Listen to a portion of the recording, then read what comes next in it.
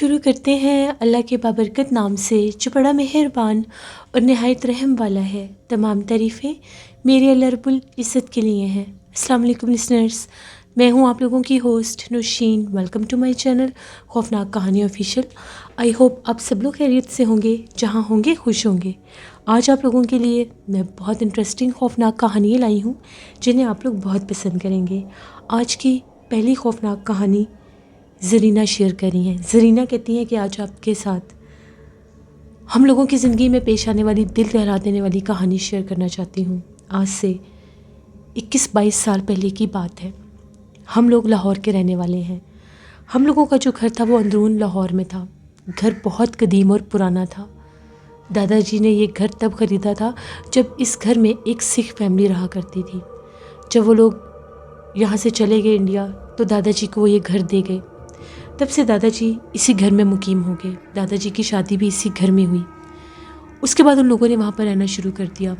وقت گزرتا گیا، اللہ نے ان کے خاندان میں اضافہ کیا۔ میرے فادر جو ہیں، ان کے جو بھائی بہن ہیں، وہ بھی اس گھر میں جوان ہوئے۔ سب کی یہیں پر شادیاں ہوئیں۔ تو دادی اماں اکثر جو تھیں وہ میرے ابو کو بھی اور ان کے باقی بہن بھائیوں کو بھی کہا کرتی تھیں کہ اس گھر کا ایک کمرہ ہے جو اس گھر کے پچھلے حصے میں ہے، ایک اکیلا کمرہ۔ کہا یہ جاتا ہے کہ وہ ایک سرونٹ کوارٹر کے طور پر ایک کمرہ بنایا گیا تھا۔ اس کمرے میں انہوں نے جانے سے منع کیا تھا کہ اس کمرے میں کوئی بھی نہ جائے۔ وہاں پر جو سکھ فیملی رہتی تھی ان کی ہی ایک لڑکی نے اس کمرے میں سوسائڈ کی تھی۔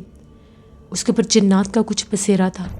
اس لڑکی نے اس کمرے میں پھانسی لے لی۔ اس کے بعد وہ کمرہ بند ہو گیا اور وہ لوگ وہاں سے چلے گئے۔ دادی اماں ہمیشہ کہتی تھی کہ اس کمرے کی طرف نہیں جانا، چاہے کچھ بھی ہو جائے۔ سمجھ لو کہ وہ کمرہ اس گھر کا حصہ ہے ہی نہیں۔ کل کو تم لوگوں کی فیملیز ہوں گی، فیملیز میں اضافہ ہوگا تو تم لوگ کہیں اس کمرے کی طرف نہ چل پڑو۔ جتنا بھی یہ گھر ہے اسی میں تم لوگوں نے رہنا ہے۔ میرے ابو لوگ 4 بھائی اور 2 بہنیں تھے۔ یہیں پر ہم لوگ بھی اسی گھر میں ہم لوگوں کو بھی ہم رہنا نصیب ہوا۔ لائک اسی گھر میں ہماری بھی پیدائش ہوئی۔ ہوا کچھ اس طرح سے کہ وقت گزرنے کے ساتھ ساتھ میرے تایا ابو کی بھی ڈیتھ ہو گئی، تائی اماں کی بھی ڈیتھ ہو گئی۔ چھوٹے چاچو جو تھے وہ اس گھر سے چلے گئے۔ اب ایک ہم لوگوں کی فیملی تھی اور ایک میرے سب سے چھوٹے جو چاچو تھے وہ یہاں پر رہتے تھے۔ جو تایا ابو لوگ تھے ان کی ڈیتھ کے بعد ان کے جو بچے تھے وہ تائی اماں بھی جب فوت ہو گئیں تو وہ لوگ بھی باہر چلے گئے۔ ان لوگوں کا حصہ بھی خالی ہو گیا۔ ہم لوگ اس گھر میں رہتے تھے اور چھوٹے چاچو رہتے تھے۔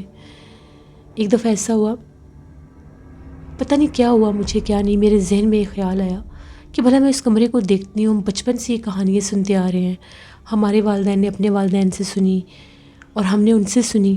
بھلا وہاں پر کوئی ایسا کمرہ ہے بھی صحیح یا ان لوگوں نے جسٹ وہم اپنا بنایا ہوا ہے۔ بیک سائڈ پر جانے کے لیے اس حصے کو اس طرح سے بند کروایا گیا تھا کہ وہاں پر اینٹیں جوڑ دی گئی تھیں کہ وہاں پر کوئی جا نہ سکے۔ ایک دوپہر کی بات ہے، میں اس طرف چل پڑی۔ میں اس طرف گئی، سب گھر والے سو رہے تھے، گرمیوں کی دوپہر تھی۔ میں نے بڑے آرام سے جا کر وہ ساری اینٹیں نیچے اتاری۔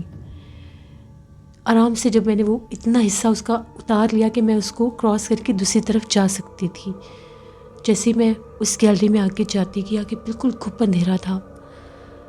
ایسے لگ رہا تھا جیسے کوئی ہال کمرہ ہے، وہ بالکل کورڈ تھا۔ وہاں پر کوئی بھی وینٹیلیٹر، کوئی ونڈو نہیں تھی۔ جیسے میں اس کے اندر داخل ہوئی تو میں نے وہاں پر سامنے بالکل ایک کمرہ دیکھا۔ سفید کلر کا اس کا دروازہ تھا اور سفید کلر کی ہی اس کی کھڑکی تھی۔ میں اس دروازے کو اور کھڑکی کو غور سے دیکھنے لگی۔ ابھی میں اس کو دیکھ ہی رہی تھی، مجھے ایسا محسوس ہوا جیسے کھڑکی پر کوئی نمودار ہوا ہے۔ وہ کھڑکی ایسے تھی جس طرح سے اس کے اندر پورا شیشہ لگا ہوا تھا یا وہ گرل تھی، جو بھی تھا وہ کمرہ اندر سے نظر آتا تھا۔ میں اتنے پاس تو گئی نہیں کہ اس کے اوپر گلاس ہے یا گرل ہے، یہ مجھے نہیں سمجھ آ رہی تھی اندھیرا ہونے کی وجہ سے۔ لیکن باقاعدہ میں نے وہاں پر کسی کو کھڑے دیکھا۔ سفید کلر کا لباس تھا، بالکل ینگ سی لڑکی لگ رہی تھی۔ جیسے میں نے اسے دیکھا میرے رونگٹے کھڑے ہو گئے، میرے دل دماغ میں وہ بات آئی جو اکثر ہمیں دادی اماں بھی چھوٹے ہوتے بتاتی تھیں اور ابو نے پھر ہمیں بہت سمجھانا شروع کر دیا۔ میں فوراً سے واپس بیٹھی تو اس نے میرا نام لیا، زرینہ میرے پاس آؤ۔ باقاعدہ اس نے میرا نام لیا۔ بس یہ سننے کی دیر تھی، میں تو بھاگی وہاں سے۔ اینٹیں بھی جوڑنی یاد نہیں رہی، اتنی خوف زدہ ہوئی۔ اب ڈر کے مارے گھر والوں کو بتا نہیں رہی تھی کہ کہیں مجھے امی سے مار نہ پڑے یا ابو مجھے ڈانٹے نہ، کہیں کچھ ہو نہ جائے، بس اللہ سے مدد مانگتی جا رہی تھی، یا اللہ میری اس غلطی کو معاف کر دے، اور اگر میں وہاں پر گئی ہوں تو اس کا کسی قسم کا کوئی نقصان نہ ہو۔ بہت زیادہ ڈر میرے دل میں بیٹھ گیا۔ ہم لوگوں کو 3 ماہ کی چھٹیاں ہوئی تھیں، میں اس وقت 10ویں کی اسٹوڈنٹ تھی۔ دوپہر کو میں بھی جا کر کمرے میں لیٹ گئی۔ عجیب و غریب میری حالت، مجھے خوف آ رہا تھا کہ وہاں پر کون تھی، اس طرف تو کوئی آتا جاتا بھی نہیں ہے، وہاں پر اتنا اندھیرا تھا۔ اتنے اندھیرے کے باوجود وہ مجھے نظر آ رہی تھی، کیونکہ جس طرف وہ گیلری کی روشنی آتی تھی اسی طرف وہ کمرے کا حصہ اور ونڈو تھی، بالکل سامنے ہی۔ باقی سائڈ پر پتہ نہیں کیا تھا، شاید وہ صرف برآمدہ تھا یا ہال کمرہ تھا یا وہاں پر بھی کچھ تھا، وہ مجھے نظر ہی نہیں آیا، کیونکہ میں اسی کو دیکھتی رہ گئی۔ اب اسی طرح سے شام ہو گئی، سب گھر والے جاگے، سب کچھ نارمل تھا، اللہ کا شکر ہے ابھی تک کچھ بھی نہیں ہوا تھا۔ تھوڑی سی میں کنفیوز تھی، ڈری تھی، تو امی نے میرے سے پوچھا کہ کیا بات ہے، تم مجھے تھوڑی سی پریشان لگ رہی ہو، کیا ہوا ہے تمہیں؟ تو میں نے انہیں کہا کہ نہیں مجھے کچھ بھی نہیں ہوا، میں بالکل ٹھیک ہوں۔ لیکن وہ ماں تھی، سمجھ گئی کہ میں خوف زدہ ہوں یا مجھے کچھ نہ کچھ تو ہے۔ میں جان بوجھ کر اپنی بکس لے کر بیٹھ گئی، میرے بھائی بہن بھی میرے پاس بیٹھ گئے، اسی طرح سے رات ہو گئی، سونے کا ٹائم آ گیا۔ تو ہم لوگوں کا گھر، جیسے کہ میں نے بتایا، بہت زیادہ پرانے دور کا تھا۔ ان کمروں میں، ان گھٹن والے مکانوں میں بندہ نیچے سو تو نہیں سکتا تھا گرمی کے موسم میں، اس لیے ہم لوگ سب 3rd فلور پر سویا کرتے تھے۔ اوپر ہم لوگوں کے وہاں پر ایک چھوٹا سا برآمدہ 12 دری ٹائپ بنا ہوا تھا، وہاں پر دن کے وقت وہ چارپائیاں کھڑی کر دیتے تھے ہم لوگ، وہاں پر ہم لوگ سوئے ہوئے تھے۔ کہیں آدھی رات کا ٹائم ہوا تو میرے کانوں میں ایک آواز آئی، جیسے ہلکے سے میرا نام کوئی پکار رہا ہے، اور آواز ایسی تھی جیسے ہم لوگوں کے صحن میں سے آ رہی ہے۔ میری آنکھ کھل گئی، میرے رونگٹے کھڑے ہو گئے کہ یہ کیا، یہ مجھے آوازیں کون دے رہا ہے؟ کبھی وہ آواز لگتی تھی میری بہن کی، کبھی وہ آواز لگتی تھی میری جو چچی تھی ان کی۔ اب مجھے وہم ہونے لگ گیا کہ کہیں میری بہن نیچے گئی ہے یا میری چچی نیچے گئی ہیں، کہیں انہوں نے کچھ دیکھ لی ہے۔ وہ اپنی جگہ پر بھی میرے ذہن میں 100 چیزیں چل رہی تھیں، اتنا مجھے خیال ہی نہیں آیا کہ میں چارپائی پر اپنی بہن کو دیکھ لوں۔ تیسری دفعہ جب میرے کانوں میں آواز آئی تو وہ بالکل میری بہن کی آواز تھی۔ مجھے لگا کہ پتہ نہیں یہ میری بہن کو کیا ہوا ہے، سائمہ مجھے آوازیں کیوں دے رہی ہے؟ میں جلدی سے اٹھی اور میں اوپر سے جھانک کر نیچے صحن میں دیکھ رہی تھی، تو آگے کیا دیکھتی ہوں کہ جیسے میری بہن کھڑی ہے اور مجھے کہہ رہی ہے کہ جلدی نیچے آؤ، امی کو مت جگانا، جلدی نیچے آؤ۔ میں نے باقاعدہ اس کی آواز بھی سنی اور میں نے اسے کہا کہ ہوا کیا ہے، بس وہ مجھے بلاتی ہی جا رہی تھی۔ ایسا اس مخلوق نے میرے ذہن کو معاف کیا کہ اس وقت بھی میں نے اپنی بہن کو نہیں دیکھا۔ بس میں بھاگتی ہوئی نیچے گئی، سیڑھیاں اتر کے جیسے ہی میں نیچے آئی وہاں پر وہ نہیں تھی۔ میں نے کیا دیکھا کہ جیسے وہ ہمارے صحن میں سے نکل کر اس گیلری کی طرف جا رہی ہے، تو میں اس کو روک رہی تھی کہ اس طرف مت جاؤ، وہاں پر مت جاؤ، امی نے منع کیا ہے، میں نے وہاں پر کچھ دیکھا تھا، وہاں پر مت جاؤ۔ اس نے کھڑے ہو کر پیچھے پلٹ کر میری طرف دیکھا۔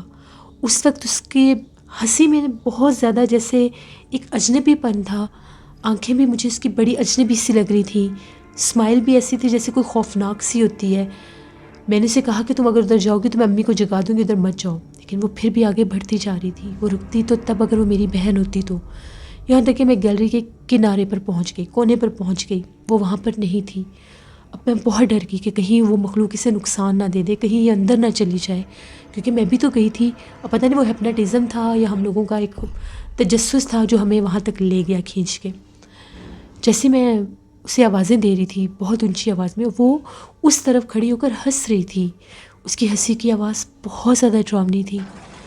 میں اس کو بار بار کہہ رہی تھی واپس آ جاؤ۔ اب میں اتنے حصے پر چلی گئی تھی جہاں پر وہ اینٹیں تھیں، اور اینٹوں کو کراس کر کے میں نے آگے اس اندھیرے برآمدے میں جانا تھا جہاں پر وہ کمرہ تھا۔ پہلے ہی رات تھی، تبھی ایک دم سے مجھے کچھ چمکتا ہوا نظر آیا، جیسے 2 آنکھیں چمک رہی ہیں، اور اس نے مجھے اسی کمرے کے پاس سے جھانک کر دیکھا۔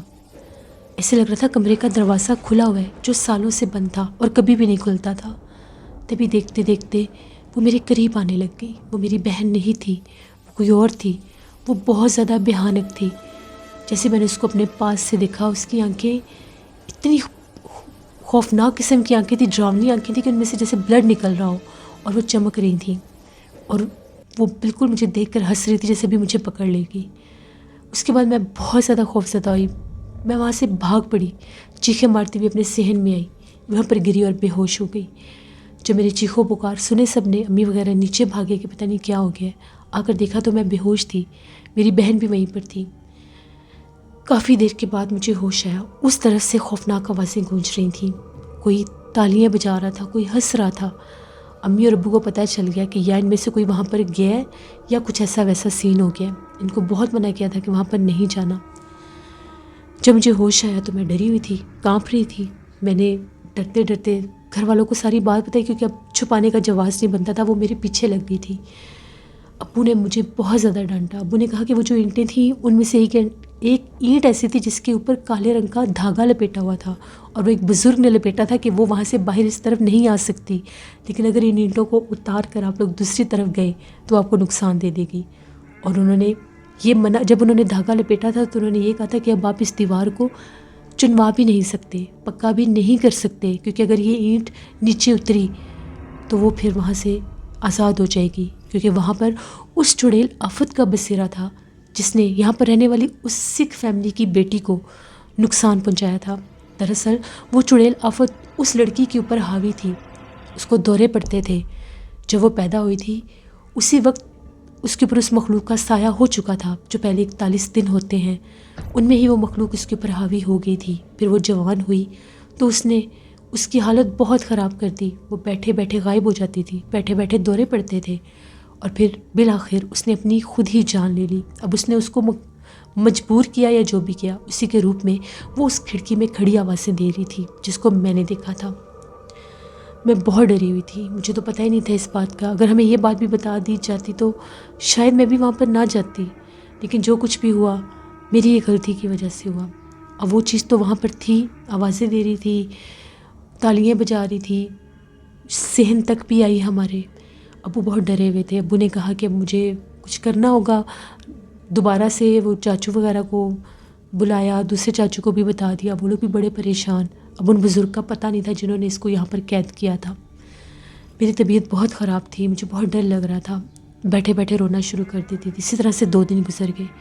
جیسے مغرب کے بعد کا ٹائم ہوتا تھا اس طرف سے آوازیں آنا شروع ہو جاتی تھی، وہاں سے باقاعدہ پکارتی تھی اور صرف میرا نام لیتی تھی، کیونکہ میں ہی اس طرف گئی تھی اور میں نے ہی وہ اینٹیں نیچے اتاری تھیں اور وہ میرے پیچھے لگ گئی تھی۔ پھر جو میرے چھوٹے چاچو ہیں ان کو کسی نے ایک عامل صاحب کے بارے میں بتایا۔ وہ جو عامل صاحب تھے وہ مشہور تھے کہ وہ جنات کو کنٹرول کرتے ہیں اور جن پر عصیب ہو جاتا ہے اس کو نکالتے ہیں۔ ان سے رابطہ کیا، ان کو انسسٹ کیا کہ ایک دفعہ وہ آئے ہماری طرف۔ جب وہ آئے مجھے دیکھا، ہمارے گھر کو دیکھا، اس گیلری میں جب وہ گئے تو ان کو وہاں پر وہ مخلوق باقاعدہ نظر آئی اور وہ اس سے ہم کلام بھی ہوئے۔ وہ اس کو ڈانٹ رہے تھے اور یہ کہہ رہے تھے کیوں ان کو تنگ کر رہی ہو، کیوں ان کے پیچھے پڑی ہو، انہوں نے تمہارا کیا نقصان کیا ہے۔ اس طرح سے تو کوئی آواز نہیں آتی تھی لیکن ان کی آوازیں آتی تھیں۔ وہ عامل تھے، جنات کو قابو کرنے کی اللہ کے حکم سے طاقت رکھتے تھے۔ پھر انہوں نے 3 دن کا ایک وظیفہ کیا۔ 3 دن تک انہوں نے کہا کچھ بھی ہو جائے، جو بھی آوازیں آئیں، آپ نے اس گھر میں نہیں رہنا، 3 دن تک یہ گھر خالی کر دیں۔ ہم لوگ سب جو تھے ہم لوگ اپنی خالہ کی طرف چلے گئے، چھوٹے چاچو لوگ جو چچی تھیں وہ اپنے گھر چلی گئیں۔ 3 دن کے لیے وہ گھر بند ہو گیا۔ 3 دن کے بعد پھر ان سے رابطہ کیا، انہوں نے پاس کھڑے ہو کر وہاں پر وہ دیوار بنوائی دوبارہ اور اس میں 7 تعویذات لگوائے اور یہ کہا کہ یہ دیوار اب ٹوٹنی نہیں چاہیے، اس کو میں نے وقتی طور پر اس طرف قید کر دیا ہے، چاہے کچھ بھی ہو جائے اب یہ باہر نہیں نکل سکے گی، جو بھی آپ آواز سنو، یہاں تک کہ آپ کو گھر والے بھی آوازیں دیں اس طرف تو آپ لوگوں نے نہیں جانا۔ پھر مجھے بھی بہت زیادہ تعویذات دیے، مجھے وہ مخلوق بہت تنگ کرتی تھی، مجھ پر اس کا اثر ہو چکا تھا، مجھے ڈراؤنے خواب بہت زیادہ آتے تھے اور مجھے ہر ٹائم ایسا لگتا تھا جیسے کوئی میرا گلا دبا رہا ہے۔ میں چیخنا شروع کر دیتی تھی، روتی تھی، لڑتی تھی، بہت زیادہ ڈسٹرب رہی۔ پھر انہوں نے میرا بھی علاج کیا، کبھی کبھی روتے روتے میری آواز بدل جاتی تھی کیونکہ میرے اوپر اس کا عصیب ہو چکا تھا، سایہ ہو چکا تھا۔ پھر اس کے بعد ہم لوگوں کا وہ میرے فادر کا بھی وہی آبائی گھر تھا۔ جب یہ حالات آؤٹ آف کنٹرول ہو گئے، وہ تو قید ہو گئی لیکن وہ رات بھر میرا نام پکارتی تھی، وہاں سے آوازیں گونجتی تھیں اور جب وہ میرا نام لیتی تھی میری حالت غیر ہو جاتی تھی، مجھے جیسے وہ دورے کی کنڈیشن پڑ جاتی تھی، میں رونا شروع کر دیتی تھی، گھر والوں سے چھڑوا کر اس طرف بھاگتی تھی کہ مجھے جاننا ہے، وہ اس کے اثرات تھے مجھ پہ۔ پھر ابو اور چاچو نے یہ فیصلہ کیا کہ اب ہمارا یہاں پر رہنا ٹھیک نہیں ہے، ان لوگوں نے وقتی طور پر اس گھر کو چھوڑ دیا. بعد میں پھر میرے فادر نے اس گھر کو بیچ دیا. خریدنے والوں نے وہ گھر خرید بھی لیا. اور ابو نے بس ان کو یہ کہا تھا کہ اس طرف بالکل بھی مت جائیے گا، کیونکہ اس دیوار کو مت توڑوائیے گا، اس کی بیک سائڈ پر کچھ بھی نہیں ہے، بس ایک خالی جگہ ہے جو ٹھیک نہیں ہے. تو وہ جو لوگ تھے ان لوگوں نے کہا کہ نہیں، ہم لوگ اس دیوار کو نہیں توڑوائیں گے. اب وہ مخلوق جس کے پیچھے ہوتی ہے اسی کو نقصان پہنچاتی ہے. اس لڑکی کے بعد وہ میرے پیچھے لگ گئی تھی. جب ہم لوگوں نے وہ گھر چھوڑا اس کے بعد میں آہستہ آہستہ سے ٹھیک ہونے لگ گئی، کیونکہ میرے کانوں میں اس کی آواز نہیں آتی تھی. خواب ضرور آتے تھے، لیکن پھر اللہ کا شکر، اللہ نے میرے پہ کرم کیا، میں ٹھیک ہونے لگی. میں 5 وقت کی نماز پڑھنے لگی، قرآن پاک پڑھتی تھی، ہر وقت باوضو رہتی تھی کہ کہیں میرے اوپر پھر سے اٹیک نہ ہو جائے. پھر یہ برا وقت بھی گزر گیا. یہ ہماری ایک کہانی تھی جو میں نے آپ کے ساتھ شیئر کی. بہت شکریہ زرینہ آپ کا. جس سے یہ تھی آج کی خوفناک کہانی. اپنا فیڈ بیک مجھے ضرور دیں آپ لوگوں کو کیسی لگی. آپ لوگ بھی اپنی خوفناک کہانیاں شیئر کر سکتے ہیں ڈسکرپشن باکس میں دیے گئے ای میل آئی ڈی nushirmir57@gmail.com پر. اس کے علاوہ آپ لوگ مجھے کمنٹ باکس میں بھی سٹوری شیئر کر سکتے ہیں. ہارر کہانی ٹی وی پر میں بہت زیادہ ہارر سٹوری آن ایئر کر رہی ہوں، اس کو بھی وزٹ کریں، آپ لوگوں کو پسند آئے گی. اسکیری اردو ٹیل میری سسٹر کا چینل ہے، ان کو بھی جا کر سبسکرائب کریں اینڈ سپورٹ کریں. اپنا بہت سا خیال رکھیے گا.